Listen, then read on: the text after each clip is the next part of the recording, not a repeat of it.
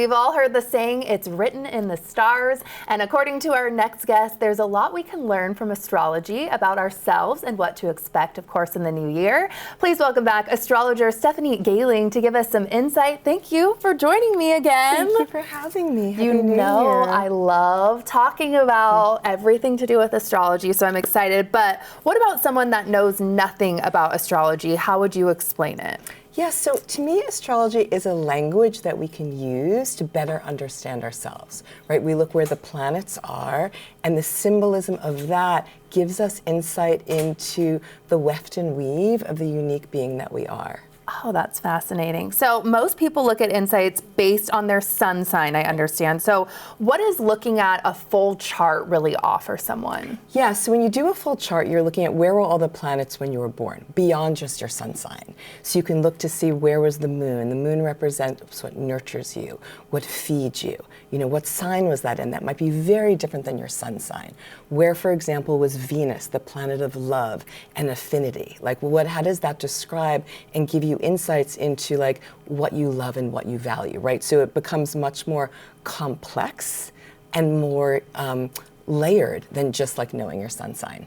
Beautiful. So really personal Super to you. Personal, exactly. Okay. And what do you have to share with us too, looking ahead about the astrology in 2026 in this new year? Yeah, in general, 2026 is very different than 2025. Really? 2026 is a year where there's a lot of the planets move into signs that are either fire or air, right? So air signs are more about ideas and communication and social relationships. Fire is about new start and initiation, right? And really being activated and working off of your impulses, versus 2026 was more watery, more feeling oriented, sort of this sort of sense of like almost like, you know, being sort of like in a slog of like we're feeling so much, but it's hard to be clear and take action. I feel like a lot of that burns away in 2026, and we're ready to move with the insights that we learned in 2025. Ooh, this is an exciting time for everyone at home. You kind of touched on this, but 2025, what was the theme? How did it really differ when we look back? Because that was a really transformative, big year for me, but I don't know if I'm alone in that. Yeah, so 2025 was also very much like sort of fits and starts. Like we started like a new energy, but then we sort of had to like go back and clear some things up. So it was like, we're in a new phase, but not just yet. Right? And then we move into this new phase in 2026. Things become more clear, more directed, more solid. Okay, and it's also the year of the horse, which I'm so excited about. I'm a big horse girl. What can you tell me about what that means? Because I think I'm just excited that it's the year of the horse, but I know nothing other than that. Yeah, so it's the year of the horse from Chinese astrology, right? There's 12 different animals in terms of the different years that are associated with them. And the horse is all about conscious movement.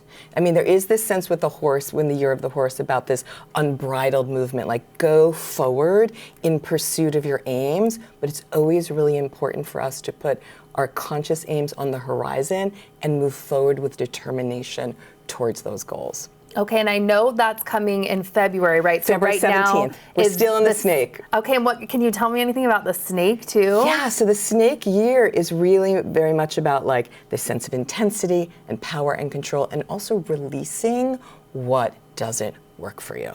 Okay, and we want to go season by season now. It's winter obviously right now, but what should people look for in this particular season, and then we'll go beyond? Yeah, so there's some really big movements coming in February. We have this every 36-year connection between the planets Saturn and Neptune, and what they're asking is, how do you join form and formlessness? How do you create vessels to actually breathe life into your hopes, your wishes, and your dreams, really using that sense of initiation and impulse and action to go after what you know will serve you and those that you love. Trust yourself. Spring. Spring. So in spring, especially as we move to the end of April, we move into a new 7-year cycle where the planet Uranus goes into Gemini. Look for the next 7 years after that about breakthroughs in technology, media, communication, transportation, this whole new idea of like, how can we become more informed and educated